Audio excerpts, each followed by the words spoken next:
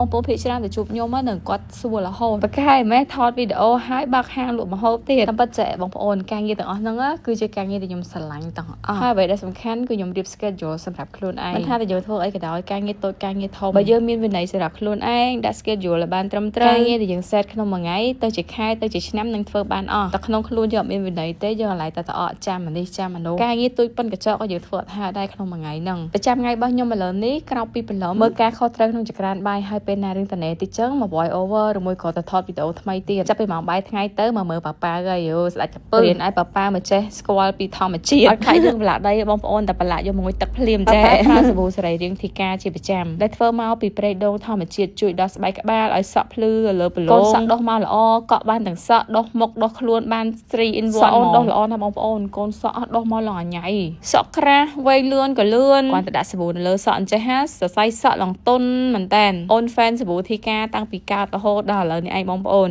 អូនមកខូបជាងហើយអញ្ចឹងអាចបដ ாய் នៅលេងក្រោយផ្ទះបានមានមនុស្សធំនៅចិត្តអញ្ចឹងទៅឆាប់ចេះនិយាយបើនិយាយពីរឿងសាប៊ូកក់សក់វិញប្រើអស់មិនទាន់ទេដឹងតែយកមកទុកទេហើយល្អប្រើអញ្ចឹងយកមកទុកមកកែហ្មងទុកសម្រាប់ចែកបងប្អូនដែលមកលេងប្រើមកខូបជាងហើយបងប្អូននិយាយទៅប្រើជាប្រចាំហ្មងសក់ក្រាស់ពីកណាត់មកអត់មានជ្រុះទៅវិញទេបើថាសក់សេះវិញចាប់ផ្ដើមវិញទៅវិញទៀតហើយ